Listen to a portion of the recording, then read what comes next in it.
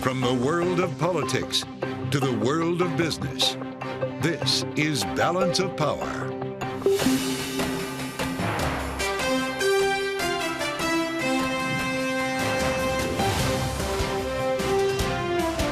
Live from Washington, D.C.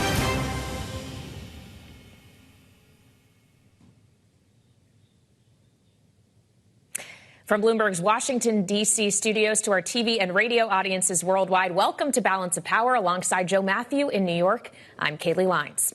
The labor market shows signs of cooling with April job gains the smallest in 6 months and the unemployment rate ticking up. We'll get the White House's view on the data with Jared Bernstein, chair of the Council of Economic Advisors.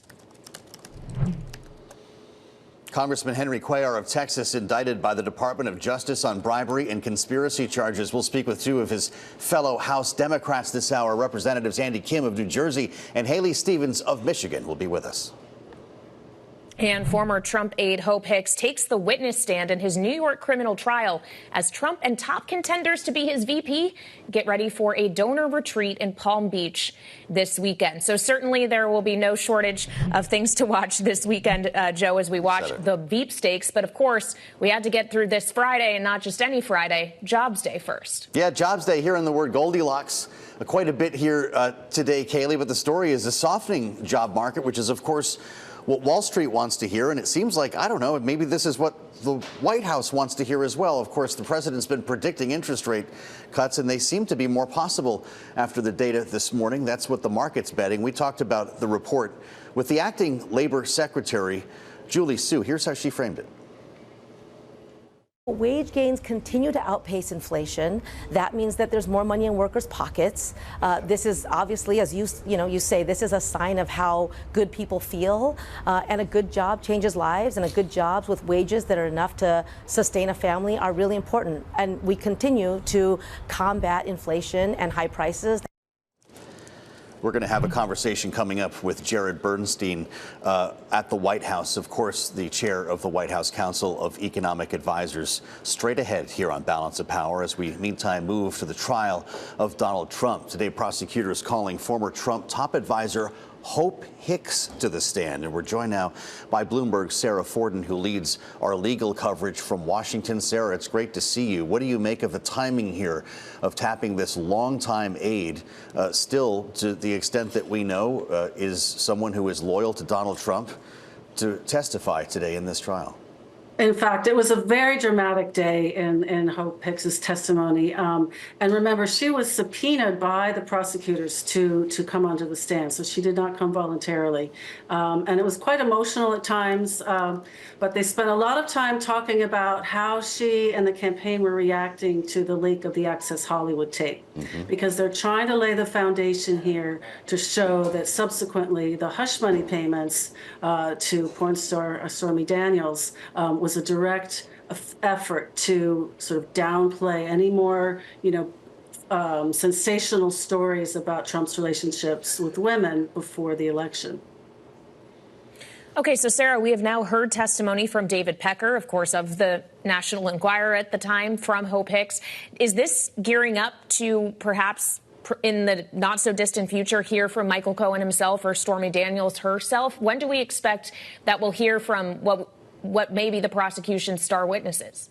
That's what we're expecting, and this could come as soon as next week. And there was a tape introduced at the end of the day yesterday of Michael Cohen talking with Trump about setting up a vehicle to make payments. And it was unclear, in that context, what he was exactly referring to. But the thinking is that the prosecutor is setting up that tape so that Michael Cohen can then be called to the stand and explain what it meant.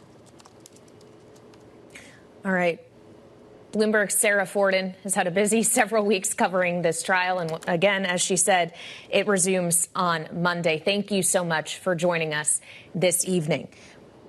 We want to turn now to the White House, as, of course, it wasn't just a day in court for Donald Trump. It was also a jobs day here in the U.S. Payrolls coming in a bit softer than anticipated. The unemployment rate ticking up to 3.9%, which was a surprise. And you also had not as aggressive wage growth as economists had been expecting. We turn now to Jared Bernstein, chair of the White House Council of Economic Advisors, for more. Jared, happy Jobs Day to you. Thank you for joining us on Bloomberg Television and Radio from the North Lawn at the White House. The White House was heralding the statistic today that the unemployment rate has remained below 4% now for 27 months in a row. Can it continue to do so if we're starting to see this more material softening in the labor market take shape and policies still staying tight? Yeah, I mean, I think this kind of a trend is somewhat self-sustaining. I think one key answer to your question is a concept that we call the break-even number, and that's the number of job gains you need to see from the payroll survey to keep the unemployment rate from going up, given the labor supply that we have. So look, if you have a certain labor supply that's growing at a decent clip, and we've actually done better than decent on that front, I'll say a bit more about that in a second, you can add job gains numbers anywhere from, say, 150K to 250K and keep the unemployment rate in the range that it's been, below 4% for over 2 years. Now, one very notable statistic from today's report was the fact that women's employment rates and their labor force participation rate for prime-age women were the highest rates on record, going all the way back to 1948. So one of the things that helps keep that break-even rate at a good solid number is that kind of a labor supply buildup, and that's been good to see. Jared, everybody seems to be celebrating the fact that we have evidence of a softening job market here.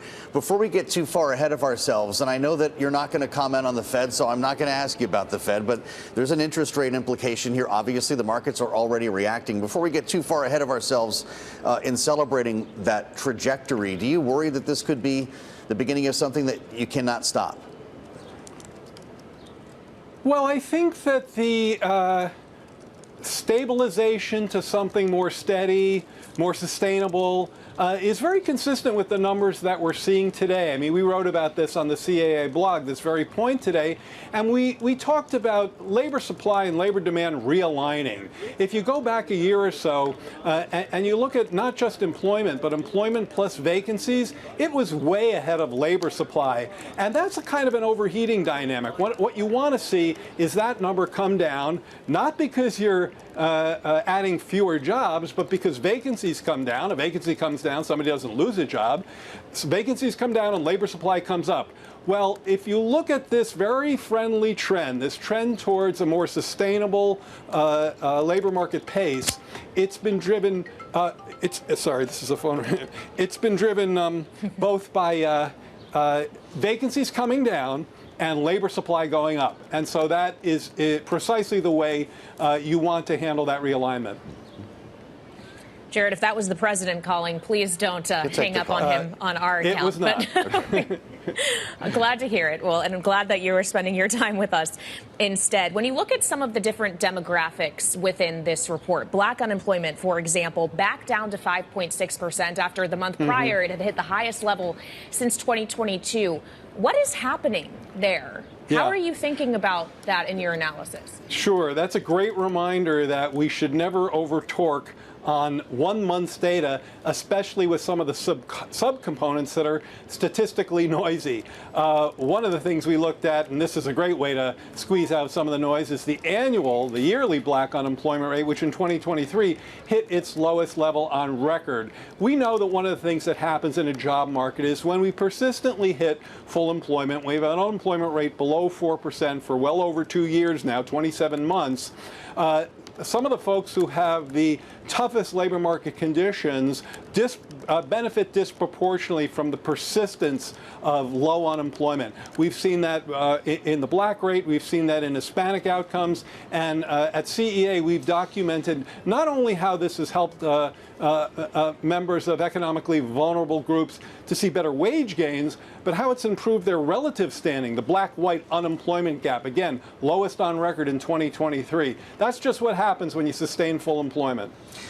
To what extent, then, are you concerned about wages continuing to outpace inflation and becoming inflationary themselves, Jared? Could that happen as part of this evolution in the job market? Well, When you ask the chair of the CEA, when the question starts, are you concerned? The answer is yes, right there, because I have to be concerned about everything. I mean, I do think that this labor market has consistently performed extremely well, and I know the president cares a lot about that, but there's always banana peels. I think when it comes to wages, the key thing there is, yes, we've seen some nominal wage growth deceleration, and that's important from the Fed's perspective. It's important from the sustainability perspective, but we've seen inflation come down more. Mm-hmm. And as Acting Secretary Sue was saying, that's really important for people's bottom line. Year over year, we've had wages for middle wage workers beating prices for 13 months in a row. We can't yet speak about April because we don't have April CPI yet, but we know that the nominal increase was 3.9, and so I expect that will beat inflation as well. And so that's really important, especially in a world where we still have work to do when it comes to lowering costs, helping families get some breathing room, and real wage gains make a difference there. All right, Jared Bernstein, the chair of the Council of Economic Advisors, joining us from the White House this evening. Thank you so much, as always, for your time. Thank you. We want to turn now to other news from today. Texas Democratic Congressman Henry Cuellar says he and his wife are innocent of allegations after he was indicted and actually taken into custody today regarding bribery and corruption charges. $600,000 in bribes is what he's accused of here. Let's bring in now Bloomberg's Megan Scully, who helps lead our congressional coverage. In fact, she does so from here in Washington. So we're talking about a period of a number of years, according to the indictment, nearly $600,000 in bribes from Azerbaijan, a controlled energy company, and a bank in Mexico. Mm-hmm. And yet he said today, still running for re-election. How does that play for him? Well, he has not been convicted. Sure. So he's under indictment now, and we have seen this play out before. Robert Menendez from New Jersey, of course, he is now undergoing yet another indictment, which has changed the political calculus there a bit. But he has won re-election previously under indictment. This certainly wouldn't be the first time this has happened on Capitol Hill. He says he's running again and he's going to win, he says. Now, it could be a little bit more difficult because it does tend to be, remember now, he's in a border district in Texas, tends to be a little bit more conservative than, say, areas in Dallas or Houston. So, this does give Republicans an opening. And in an election cycle where literally every seat matters in the 535-seat House, this one now could become more up for grabs for Republicans. Okay, Megan, I want to ask you about actual business in our capital, and that has everything to do with the FAA right now as we are walking up on an important expiration here as senators work to craft legislation to reauthorize the FAA. We asked Senator Tammy Duckworth of Illinois about the looming deadline. Here's what she said. I know there's some amendments, but even the amendments are not too egregious. We have some that are, that are going to be highly contested, but I think they'll move along fairly quickly. But this is a really good bill. We worked very hard in a bipartisan, bicameral way, and it is truly needed for the safety of our aviation system. We've seen this clear and important procedural hurdle in the Senate already. Megan, are they going to get this done? It looks like they will get it done. Whether or not they get it done before the deadline, though, remains an open question because of all of these amendments, both amendments related to the FAA and extra amendments on the side. This is the last big train leaving the station for several months, certainly before the election anyway. Mm-hmm. So there have been efforts to attach things like credit card swipe fees or safe banking, the marijuana banking legislation, to this bill. Speaker Johnson is beating back those efforts, but these negotiations are taking place through the weekend into next week, and it could determine whether or not this actually gets enacted by the deadline, which is next Friday. They might need to do an extension. Okay, so we know that that's something we're going to be have to be on watch for next week. We also, according to Congresswoman Marjorie Taylor Greene, need to be on watch for her actually doing it, acting upon the motion to vacate. She says she just wants to see everyone go on record, including Democrats, to step up and table it to save the speaker. This really going to happen? According to her, it is, yes. She has been pretty adamant about this at her press conference earlier this week. She said she would take it to the floor. She said, she said Johnson has betrayed his party with dealing with Democrats on spending, both domestically and also for Ukraine. So she does seem poised to go forward with it. This lacks some of the drama of the Speaker McCarthy ouster in the fall, because Democrats have said they will ride to the rescue. At least enough Democrats will ride to the rescue to prevent his ouster from happening because of the same deal making that has enraged Marjorie Taylor Greene. Just think of the fun week we have to look forward to, everybody. Megan Scully, thank you so much for being with us. The House, meantime, this week passed legislation aimed at combating anti-Semitism, part of an ongoing response by the Republican-led House to the pro-Palestinian protests that we're seeing on college campuses around the country. Many progressive Democrats, as we told you, voted no, as the bill seeks to expand the definition of anti-Semitism. I sat down earlier with one of those Democrats, Congressman Andy Kim of New Jersey, who is running for U.S. Senate as well. I started our conversation by asking why he voted no. Because we have a better bill. There's a better bill out there called the Countering Anti-Semitism Act that's bipartisan, is bicameral, and is something that would do a better job to be able to address the concerns of anti-Semitism, to be able to make sure, not just in terms of education and college campuses, but it would actually create a position for a national coordinator on anti-Semitism.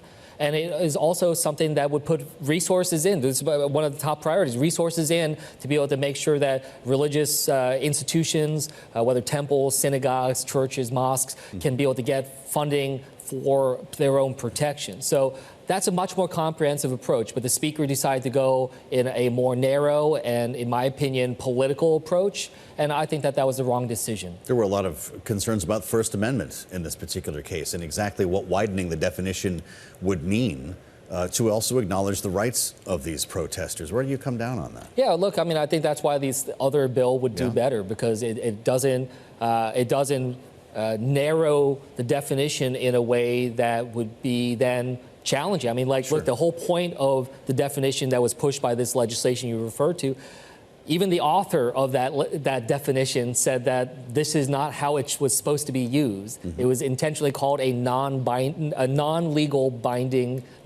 binding definition. And then the idea that we would put it into U.S. law is the wrong approach. You've talked about protesting the 2003 war in Iraq when you were a college student. So let's be specific here. How do you balance protecting Jewish students from violence, from hate on campus, while also protecting the First Amendment? Yeah, well, look, I mean, I think there absolutely needs to be a place where every student can feel safe in their college campuses, within their communities, and that it does need to be something that is a priority.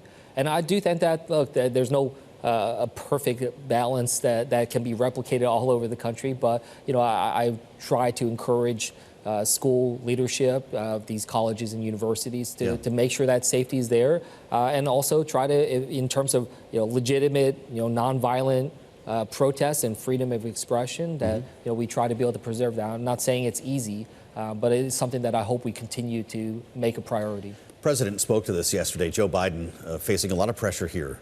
He was asked specifically at the White House yesterday if he would change his policy on Israel because of these protests, and his answer was a flat no. Was it the right one?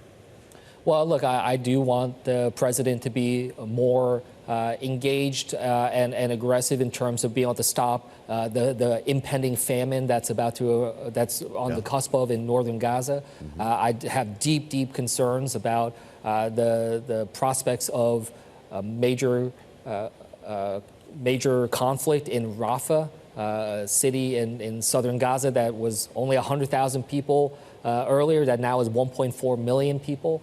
So yes, I encourage, and I am personally encouraging the president to take very seriously those efforts and prioritize the diplomatic efforts to be able to bring the violence to an end. Well, our listeners and viewers should know that you have a background in national security. In fact, you were advising President Obama on the National Security Council and helped him craft a strike on ISIS following the massacre of the Yazidi people in 2014. Should the United States be in the business of telling Israel how to conduct itself in this war against Gaza? Well, look, with all of our partners and our allies, whether it's with Ukraine right now, our military leaders work with the leaders in Ukraine to be able to devise up what's the best way forward for them to be able to fight back against Putin and this horrible illegal invasion that is there. So, yes, so we have been in the past a country that has engaged and worked with other countries, and we try to draw upon our own challenges, even our failures, especially when it comes to counterterrorism in terms of how to approach things. I've worked on issues related to Iraq and Afghanistan. I was in Afghanistan at the height of the war there. It teaches me some of the things that went right, but also how to avoid some of the terrible catastrophes and challenges that we went through. And I hope that that is something that can bring stronger action and avoid some of the same mistakes that could very well happen. You were an advisor to General Petraeus. General Petraeus and General Allen at the height of the war. Is the withdrawal from Afghanistan going to be a campaign issue? I should ask you, should it be a campaign issue? Well, look, foreign policy always should be, but look, Joe Biden takes a lot of criticism for what happened. Yeah, and look, the criticism should go across 4 different presidencies, 2 of each party. Okay. This was a 20-year failure, and it's something that we need to look at in that comprehensive approach. 20-year failure. That's Correct. how you describe the war in Afghanistan. It was a 20-year failure in terms of the overarching objectives. In terms of being able to degrade al-Qaeda capabilities, sure, we certainly saw that during the course of our effort, but what we saw was that mission creep, that change, and this, frankly, hubris to think that there can be a level of state building there that clearly was wrong. So, yes, it was something where we set out with the wrong objectives overarching, and it got worse and worse each year. You're running to replace Bob Menendez in the U.S. Senate. You managed to eliminate the old county line, as they call it, having sued to actually change the ballot design in the way candidates are listed. Will it help your campaign? Yeah, well, look, to further explain that a little bit, I guess I would just say is, New Jersey is one of the last vestiges of machine politics still in the country. Is it anymore? And there is this way in which party leaders can manipulate a ballot to be able to give their endorsed candidates preferential placement. I am trying to change that because I think it's more fair to make sure that the people decide. And we don't have these behind closed doors situations. Are you waiting for an appeal to resolve? What's next? Well, I think we've been able to resolve this for the Democratic primary this June. But the question is, how do we come up with a more permanent fix to this going forward? And that's something that I will be very engaged in to try to make sure that we have a fair ballot going forward in New Jersey. You're going to have some interesting choices to make in Washington before anybody gets a chance to vote in November. Will you be willing to save Speaker Mike Johnson's job if members of his own party come for his head? Right now, like if Marjorie Taylor Greene is following through on that, look, I think right now the last thing we need is to plunge Congress into another several weeks of brokenness, as we've seen. There's too many challenges right now. We do not need a situation where we have this crisis, Article 1 crisis of the Constitution. So we'll see how things unfold. But it really also depends on what assurances we get from Speaker Johnson in terms of his willingness to work with the Democratic Party, and if he's willing to be a partner with Hakeem Jeffries in terms of what's moving forward and truly try to build a partnership there, I'd be willing to entertain that. My conversation with New Jersey Congressman Andy Kim. All right, Joe, we want to switch gears now, as today, May 3rd, marks World Press Freedom Day. It serves as an annual reminder for governments about the need to respect freedom of the press. And with attacks on journalists globally, we are reminded of those who currently do not have that freedom. Joining us now is Bloomberg TV and Radio's political news director, Jody Schneider. She is also the Press Freedom Chair and a board member of the Overseas Press Club. of America. So, Jody, a day like today is a time for celebration for people like you and I who are free to do our jobs as journalists here in the U.S. Unfortunately, though, the concern is now not everyone gets to enjoy the same. That's right. And we are extraordinarily fortunate in the U.S. because we are have a constitutional protection of press freedom. Very few people have that. But around the world, that is not the case. And we are very concerned about imprisonment, detention, and the lack of safety for many journalists. And we've heard the president echo our call that, journalism is not a crime. But in a lot of places, it is treated that way. Obviously, places like Russia, their press freedom score has dropped. Authoritarian regimes like Myanmar and China, but also places like Hong Kong, where I led the Foreign Correspondents Club, and we were at one point one of the most free places for journalists in Asia, and now they've dropped to 135 on the RSF, Reporters Without Borders list of countries. 180 is the very bottom. North Korea is not actually the very bottom, which you'd expect it would be, but Eritrea is. But it's still very, very concerning for journalists. And even in the U.S. dropped 10 places this year, mostly because of worries about disinformation and how much partisan divide there is. Therefore, a lot of people don't trust journalism anymore.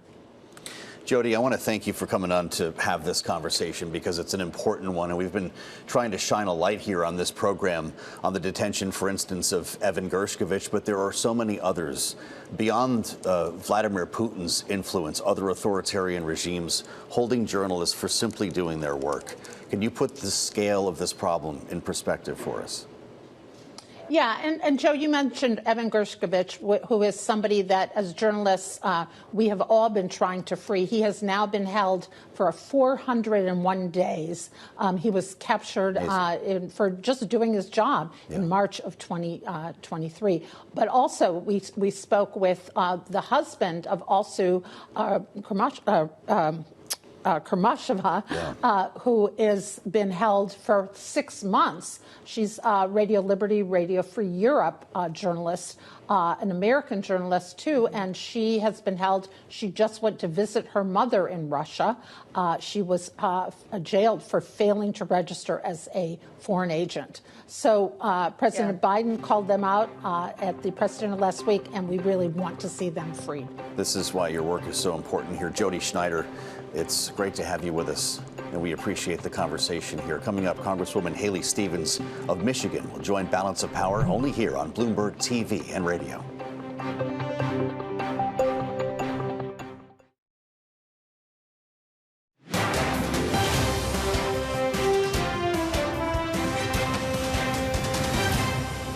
This is Balance of Power on Bloomberg TV and radio. I'm Joe Matthew in New York. Kaylee Lyons is in Washington. We thank you for joining us on the Friday edition of Balance of Power. We just came out of a conversation talking about detained journalists, wrongfully detained journalists around the world.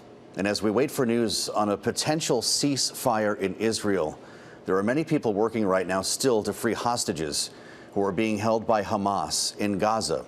Among them is Congresswoman Haley Stevens of Michigan. The Democrat is co-chair of the Congressional Hostage Taskforce alongside Congressman French Hill, who you also see on this program. We'd like to talk with you, Congresswoman. Welcome back about a number of issues, but I wonder what you are hearing now and if we might be on the verge of a breakthrough.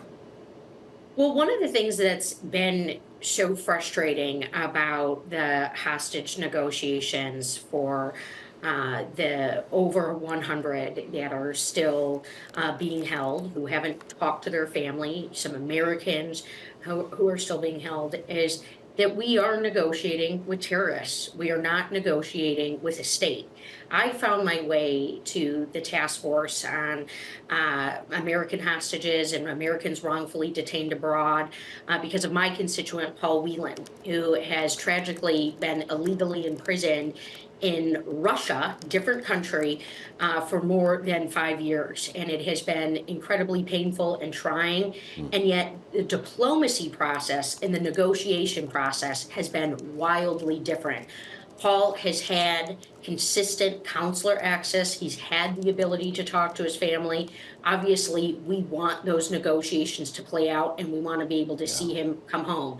But when you're negotiating like we are on the global stage, we just saw our Secretary of State over in the Middle East, working with a host of countries and partners, presenting a deal to Hamas, a deal that continues to get rejected. There's frustration abound. And then when you listen to the hostage families, their pain is so deeply palpable. Families that were taken hostage together, seeing one released, one still being held, who are also pushing on their own government for a different course of action to see their loved ones return home. And this has been dizzying. It has been unfathomable. I just want to think back to October 6th. We never imagined a situation like this. But on November 30th of this year, my resolution alongside French Hill calling for the return of the hostages in Gaza, condemning Hamas, passed the United States House of Representatives with 414 votes to 0. It was unanimous. And it's really important for the American people, Joe, to hear that, because so often on this issue, we feel divided. We see our country divided. We see what's going on our college campuses. But around the hostages, where Congress has been united. Well, Congresswoman, you talk about what we're seeing happen on college campuses, and certainly many of your Republican colleagues have taken note of that, including the House Speaker, Mike Johnson, who addressed that earlier this week. Just take a listen, if you will, to what he had to say. We'll have you respond. We will not allow anti-Semitism to thrive on campus, and we will hold these universities accountable for their failure to protect Jewish students on campus. And that's why today we're here to announce a House-wide effort to crack down on anti-Semitism on college campuses. The federal government plays a critical role in higher education, and we will use all the tools available to us. Of course, your chamber, Congresswoman, also passed with a wide bipartisan margin an anti-Semitism bill, though, that many of your progressive colleagues did not vote for. Concerns about the definition of anti-Semitism, the broadening of it, and perhaps the way that could infringe upon free speech. How do you think about those criticisms? And do you expect that the Senate will do anything with what you passed just days ago? So every chance I have gotten in Congress this term, I have voted to support and stand up for our Democratic allies, Ukraine, Israel, Taiwan. We just saw that comprehensive aid package get passed. I also have voted to stand up to anti-Semitism around this country. We are living in a time of increasing anti-Semitism, increasing hate crimes across the board, and we need to take a stand. And as a humble lawmaker in the lower chamber, I voted for the bipartisan anti-Semitism bill this week, and am encouraged that the Senate might be able to strengthen it and make it more palatable. I recognize when I take votes in Congress, it's votes for the nation's laws, and that obviously needs to be taken seriously. We don't want to see court cases ensue. I understand around some of the arguments with free speech and infringement of that and technicalities around definitions. But we have a Jewish community right now that's in deep pain and needs to know that lawmakers have their back. And any chance I get to do that, I'm going to take those votes accordingly. Well, I'll tell you, there's not a lot left to get done here, according to the current agenda. As we look at the FAA reauthorization, Congresswoman, that might be, as we are told, the last train to leave the station. What do you want to attach to it? You know, I'm thrilled, Joe. I got word just the other day that my turbulence research bill is right now included in the FAA reauthorization that's making its way through the Senate. So we passed it in the House, and we're seeing it go through the Senate. And look, as we get closer to the election, everyone starts to ask that question about what's palatable and what can get done here. And I always mention FAA reauth, certainly the Farm Bill. We've got some other reauthorizations that we need to get done in the Congress. It's questionable if we will or if we won't reauthorize some things on the science and tech innovation front.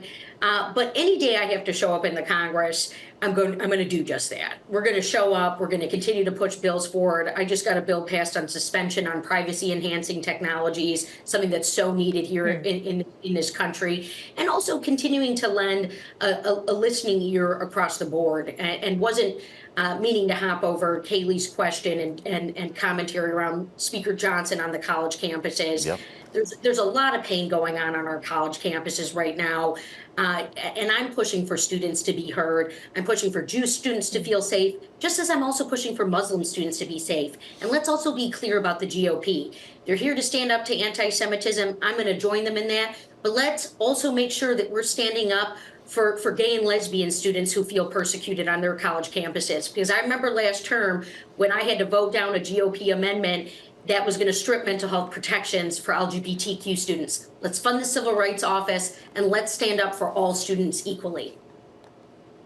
So clearly, Congresswoman, you don't agree with your Republican colleagues on everything, and yet you and your party have signaled that you will step up to protect a Republican speaker by tabling a motion to vacate that Marjorie Taylor Greene says she is going to bring next week. I'll remind you what she said just days ago. I think every member of Congress needs to take that vote and let the chips fall where they may. And so next week, I am going to be calling this motion to vacate. Absolutely calling it. I can't wait to see Democrats go out and support a Republican speaker.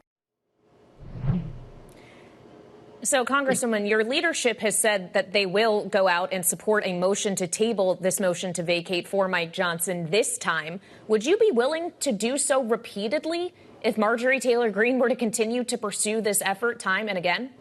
Well, I think what you just saw with that video of my colleague from Georgia that you played is an example of a failed leader, someone who can't even bring her own conference together, who maybe has 2 or 3 people who agree with her, if that, is going to paralyze the actions of the House. And I will say, as someone who was there when Speaker McCarthy was ousted without a plan, that was a Wednesday, and I said we could end up in a national security crisis. And lo and behold, the attacks on Israel of October 7th were that exact Saturday, several days later. And we went 3 full weeks without a functioning Congress. I don't want to go back to that. But who I take my cues from in this regard is our negotiator-in-chief for the Democratic caucus, and someone who really does seem like a true leader, and that's Hakeem Jeffries. And I plan to spend the time with him necessary to do what's right based on his guidance and what he sees as a path forward for our Congress. Procedural votes, motion to tables, moving things forward. I plan to join my leadership in their direction here, because I know next term when I get back to Congress, I will be taking that vote for Speaker Hakeem Jeffries and making history while we do it. All right, Democratic Congresswoman Haley Stevens of Michigan, thank you so much, as always, for joining us. We appreciate your time. Great to see you. Now, coming up still, those student protests we were talking about taking over university campuses and creating a big political headache for President Biden. We'll be joined by our political panel to talk more about what the demonstrations might mean for his 2024 campaign. Next on Balance of Power on Bloomberg TV and radio.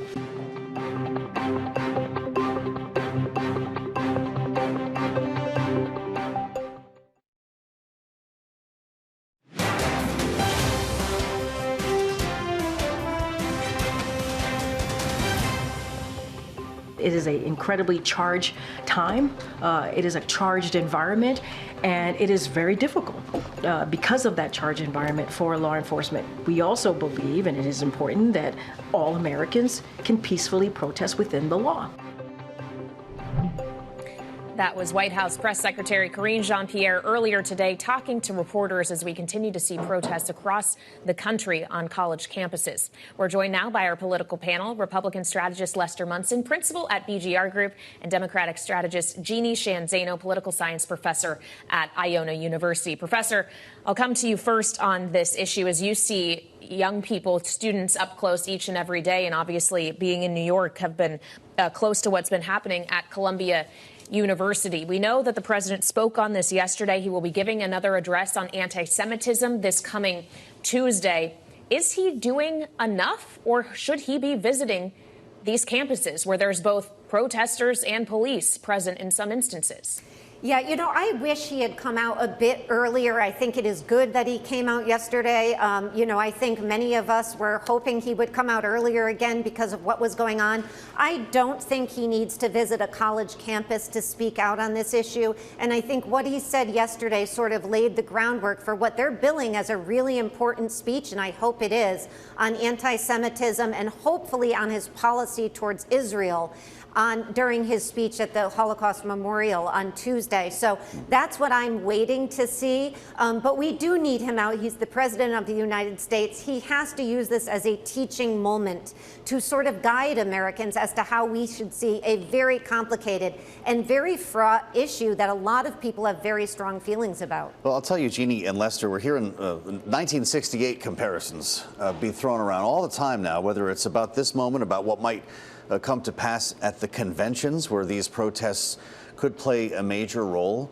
Senator Bernie Sanders took it a step further in an interview on CNN. I'd like for you guys to hear what he said, and we'll talk about it. Here he is. I am thinking back, and other people are making this reference, that this may be Biden's Vietnam. Lyndon Johnson, in many respects, was a very, very good president domestically, brought forth some major pieces of legislation. He chose not to run in '68 because of opposition to his views on Vietnam. Lester, I don't know your thought on this. I'd love to hear from both of you if we can. Is it fair to be comparing this to Vietnam? This is Joe Biden's Vietnam. We're obviously dealing with a very different scenario here. Tens of thousands of Americans to begin with have not been killed in a war. Is that a fair comparison? I think it's a stretch, but you can certainly see the parallels with Vietnam and with a president who needs to be more forceful in kind of calling out people who are acting in a negative way. So I think it's a warning. I am sure President Biden is going to take very seriously. This is something where he needs to show leadership. I have a feeling the right thing for him to do is not what Bernie Sanders is expecting, which is to come out very firmly for law and order on campuses and being in favor of kids getting back to class, graduating, and moving on and doing constructive things in their lives. Well, we certainly saw him trying to put a spotlight on law and order just yesterday. He was down in North Carolina with the families of a number of officers who had been killed in a shooting just days ago. But, Jeannie, I'd like for you to weigh in on the 1968 and Vietnam comparison as well. Is that going to prove to be prescient? I don't think we know yet. I think if there is a ceasefire, I think it's not going to be the case. But I will tell you, the senator is right in the context of an incumbent president, regardless of what party. Chaos is going to come back to haunt them. I was looking at the Trump campaign social media, and they were putting out statements about Biden owning this chaos, using the word chaos. And that's, of course, a smart political strategy. So as an incumbent president, he's got to be very cognizant of this. It's a problem. They know it. And again, he's got to keep addressing it. Lester is right. Law and order matters. He also has to make the statement, which he did, that people have a right to speak and we need to encourage them to do so peacefully. He can walk the line, but for an incumbent president, any chaos is problematic. Jeannie, tomorrow is the 54th anniversary of the Kent State shootings. That was in 1970. We've heard multiple lawmakers, Republicans primarily, I think Josh Hawley, Tom Cotton, call for the National Guard to be brought on these campuses to bring things under control. As someone who works on a campus in now 2024, tell us what that would bring.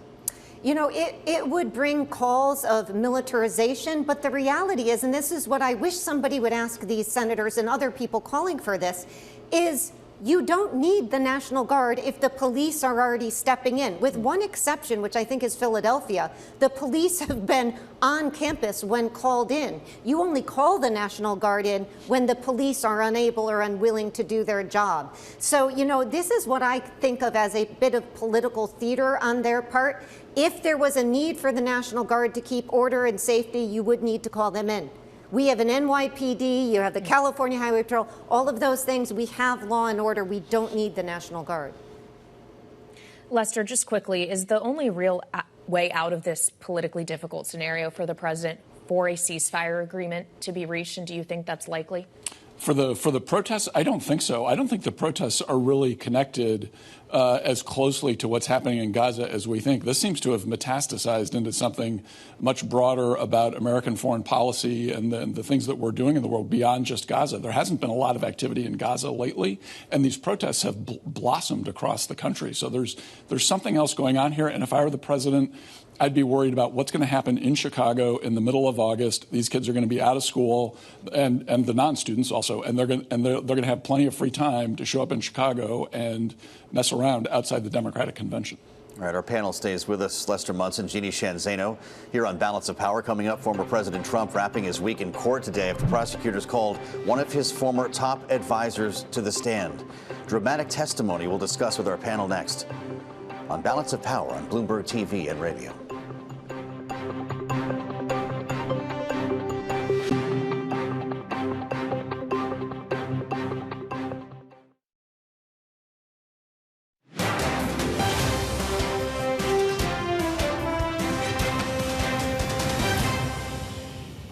The gag order is not to testify. The gag order stops me from talking about people and responding when they say things about me. We have people saying things about me and I'm not allowed to respond. So this judge has taken away my constitutional right. I should be able to respond, but this guy's got me with a gag order. Now we're filing, I think today, a constitutional motion to get this out. We'll be filing a lawsuit on the constitutionality of it. But if somebody says something about me and I'm not allowed to respond, that's never happened before. Former President Trump entering the courthouse earlier today with the daily dose that he's been giving reporters that he has the opportunity to do here with his week in the courtroom. Our panel is back with us, Lester Munson and Jeannie Sheehan Zaino. As Donald Trump uses the time he is allotted, Lester, there are a lot of comparisons out there to, old men yelling at people to get off my lawn. Sir, this is a Wendy's. At what point does this stop working for him politically? I don't know. Hope Hicks showed up and was in tears, evidently, in the courtroom. This is quite emotional, I guess, for a lot of people. And somehow Donald Trump is still ahead of Joe Biden in the polls. So whatever he's doing appears to be working at some level that is a little bit beyond my comprehension. Well, Jeannie, while Trump spent his day in court today, this weekend he'll be in Palm Beach, big fundraiser alongside the long list of candidates potentially to be his vice president. The Veep stakes are very much on. Who does this former president need as a compliment? He had Mike Pence before. Are we going to get a Mike Pence type 2.0? Yeah, it's so fascinating. I love the Veep stakes. And, I think from my perspective, I would have loved to see a woman on that short list that people have been talking about. But I think what he needs, number one, is somebody who can bring money. It's a big issue with Donald Trump.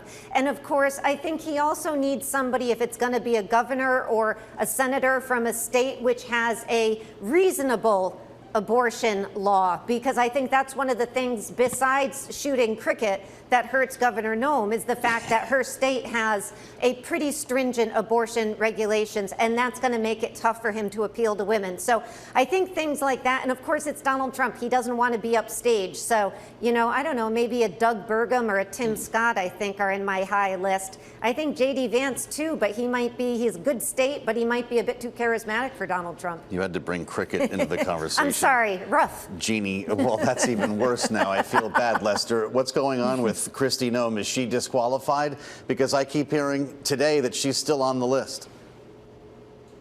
There's a lot of dog people in America, and I think they vote. So she may have really, shot herself in the foot, I guess, with that book. I'm kind of a Burgum guy all the way through. I hope he's the pick. He'd be terrific.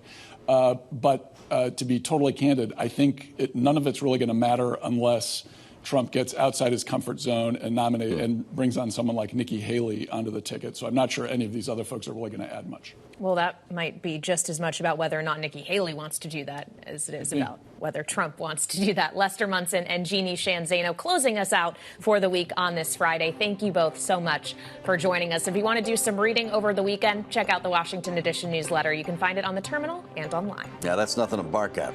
We'll see you back here next week. Kaylee, have a great weekend. Thanks for being with us on Balance of Power. This is Bloomberg TV and Radio.